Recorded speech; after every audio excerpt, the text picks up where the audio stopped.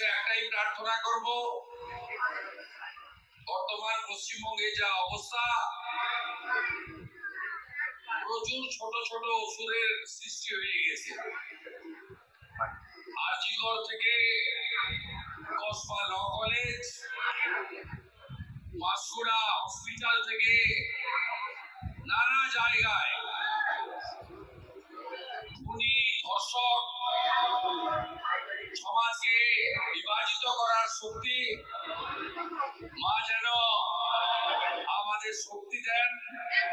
নমস্কার বন্ধুরা, আজকে তোমাদেরকে আমি শুভেন্দু অধিকারীর একটি ভাষণ শোনাবো। ভাষণটা তোমরা শুনো।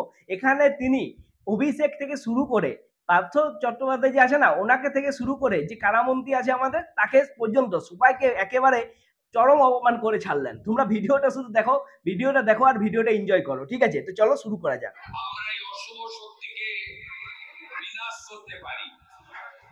আমরা ব্যথা নিয়ে দুর্গাপূজায় সামিল হয়েছি, কারণ সম্পূর্ণভাবে যে সরকার, যে প্রশাসন, যে কর্পোরেশনের দায়িত্ব ছিল কলকাতার মানুষকে ভালো রাখার, তাদের দায়িত্ব জ্ঞানহীনতার জন্য আজকে প্রায় 12 জন নিরীহ নিষ্পাপ সহ নাগরিককে হারাতে হয়েছে কলকাতায়। মাত্র এখন তো মনে হয় 13 জন হয়ে গেছে না, ওই বৃষ্টিতে যারা বিদ্যুৎপৃষ্ট হয়ে মারা গেছিল। তো সেই বিষয়টাই ইনি এখানে তুলে ধরছেন শুভেন্দু অধিকারী। এরপর অভিষেককে নিয়ে বলবেন। তোমরা দাঁড়াও, ভিডিওটা দেখো। ঘন্টার বৃষ্টিতে 12টি তাজা প্রাণ হারিয়ে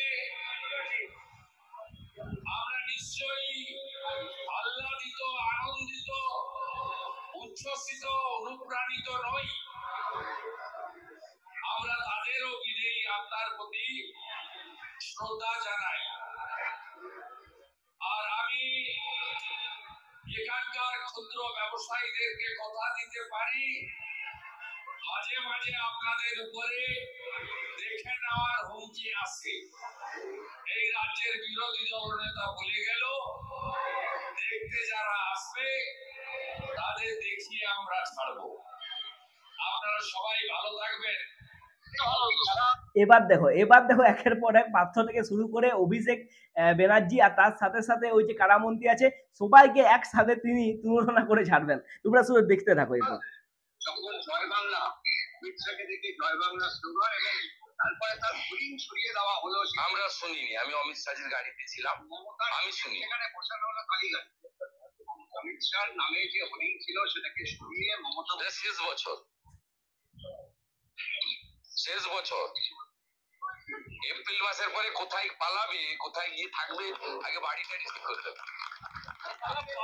শেষ বছর আমি বলে গেলাম, এই অসভ্যতা আমি শেষ বছর এইটা আমি বলে গেলাম। পবিত্র জায়গাটা অপবিত্র করলেন তো? কেন অপবিত্র করলেন?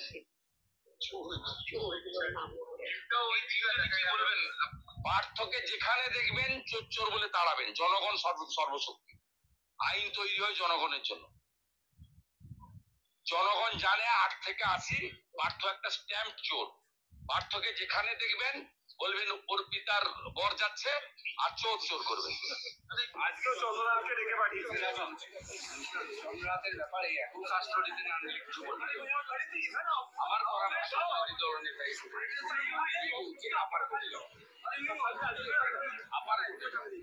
ও তো কালেক্ট জানবেন জীবন কৃষ্ণ সাহার 75 ভাগ টাকা তো হাইকোর কাছে পৌঁছে মমতা ব্যানার্জি কনসেন্ট।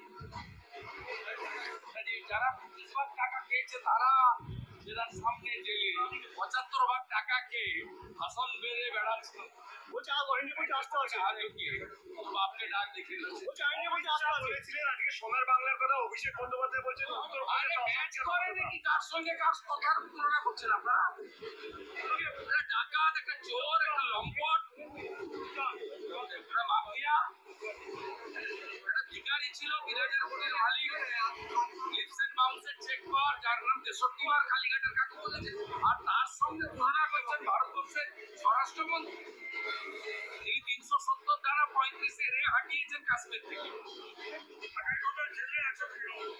তৃণমূল আজকেও বহিরাগত বলছে। হ্যালো শুভেন্দু দা, আজকেও বলছে বহিরাগত বলছে, আজকেও বহিরাগত বলছে, অমিত শাহকে বহিরাগত বলছে, অমিত শাহজিকে ক্ষমা চাইতে বলছে। এর ঔদ্ধত্য অহংকার, অতি দর্পে হত লঙ্কা, অতিমানে চ গৌরবা। এদের ধ্বংসের কিনারায় এরা এসে গেছে। 4-5 মাস পরে কোথায় পালাবে, কোথায় থাকবে ঠিক করুক। পুলিশ সরে গেলে না জনগণ এর পিঠে চামড়া রাখবে না।